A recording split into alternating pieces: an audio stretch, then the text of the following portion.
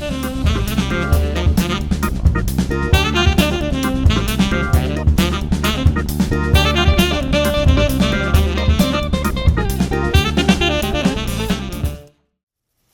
I had $1 million, guys, my perspective on this topic might surprise a lot of you guys. So if you're new to the channel, please subscribe to the channel and support any future uploads that I put on YouTube. Guys, welcome to the Independent Investor channel. My name is Ryan. We're filming from New York City, New York.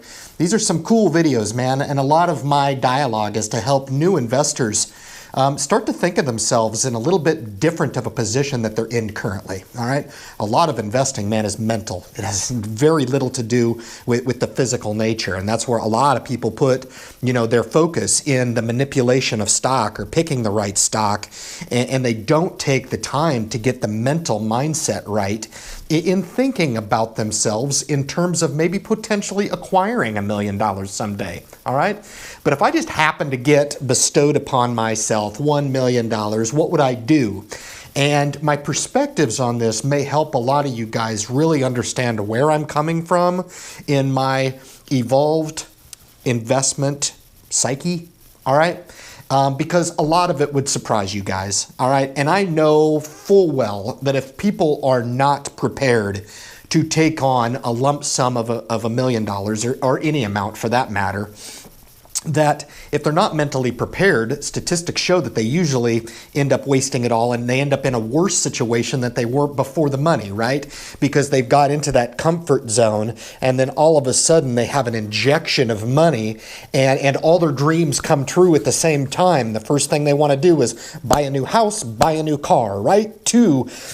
Assets right away, and you can consume this $1 million really, really quick. The first thing that I would do is pay the tax, all right? You got to pay the tax, man. That's the first way of getting into trouble is if you take this money and now you're rich and you go buy a beach condo down in Florida and you purchase a house somewhere else. Now you've got two houses, 2 mortgages, double the problems, right? You've got relatives coming to you because now you're rich, right? And they want to borrow all kinds of money for you. You can dwindle this down really, really quick, right?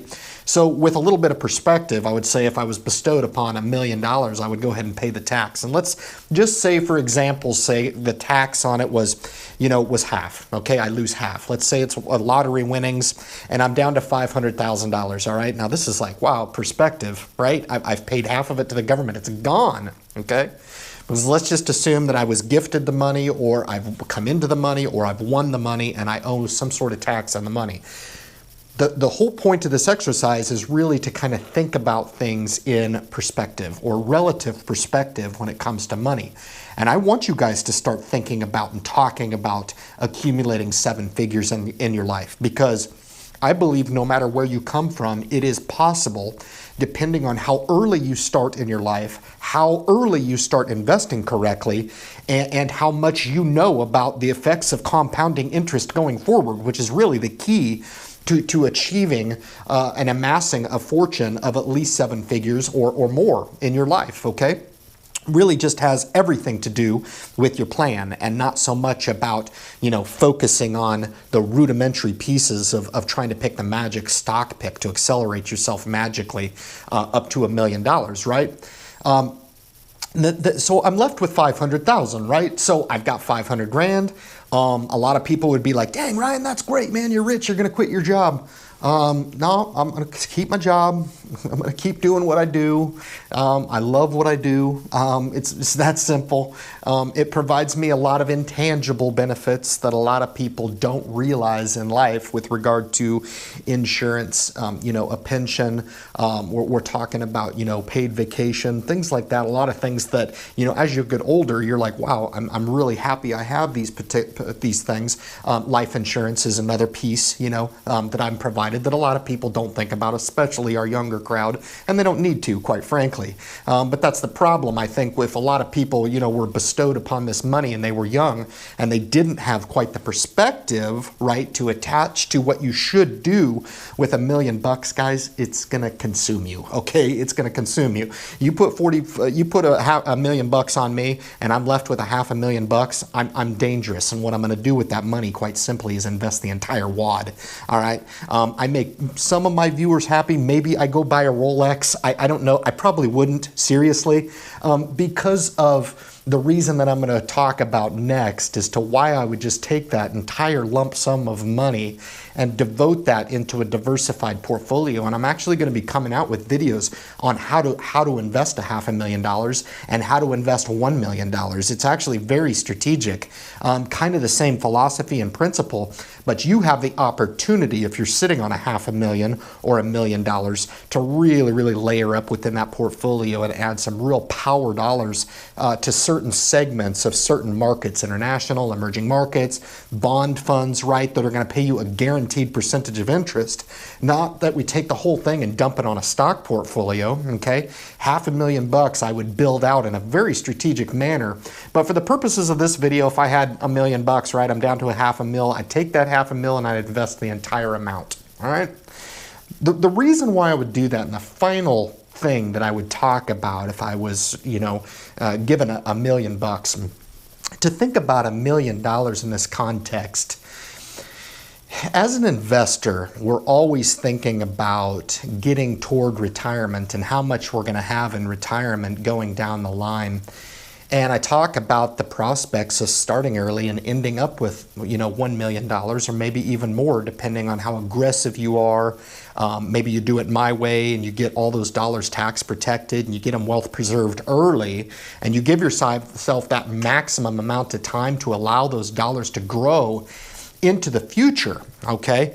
Now, in a self-directed program, 40 years at an anticipated rate of return of 8% is going to put you at that 7-figure mark, all right? We can do some activities within the Facebook page. If you guys haven't gone through a compounding calculator and played with that, I highly encourage you to do so, because you're going to prove to yourself that it is actually possible with an average rate of return of 8%. Some years are going to be up and some years are going to be down, right? But the average rate of return of 8% return to an investor over 40 years puts you at 7 figures, depending on how much you can contribute to that monthly and how disciplined you can be on starting a disciplined program early, and how devoted you can be to not tinkering with that program, all right? Because tinkering usually kind of gets in the way of it. But the importance of thinking about and amassing that fortune, right? If I had $1 million in the future, right? I need you guys to really understand and not focus so much on the $1 million that you have sitting in your retirement account, but I want you to think about the 8% of interest off $1 million, which is 80 grand. All right? Now, the 80 grand paid to you every single year, right, in that retirement account is going to be tax-free in a Roth account, all right? That's why the government doesn't give you any more than $5,500 to contribute to the Roth to amass that fortune going forward, because they know in the future they're not going to be able to take that tax money from you. But you can absolutely start early, amass that fortune, and that 8% is paid to you. And that's why this is a funny question, because I know a lot of people, man, a lot of people, at least the impression that I get amongst the YouTube community, if they got $1 million, the first thing they do is go buy a Lamborghini, man, so they could go onto YouTube and talk about how awesome they are because of the size of their wallet. It's fantastic. I mean, they're absolute winners, and I applaud them for their really hard work in getting lucky with obtaining $1 million, right? So they can show off to everybody and show how awesome they are with all their money. I just have a different perspective. Would I quit my job? No. Would I change anything about my situation? Probably not, because I don't tend to focus on the amount of money amassed. I tend to focus on the interest that would be paid on that particular money. And in a situation where I have that money bestowed upon me, in a situation that's not tax protected, guys, I'm gonna be paying tax on every piece of interest that's paid to me over the life of that money. So guys, I hope you enjoyed this particular perspective on if I had $1 million from the perspective of the Independent Investor channel. Guys, I know it's a different perspective, but there is a root and fundamental reason why I come out with this video. I want my viewers to think long term.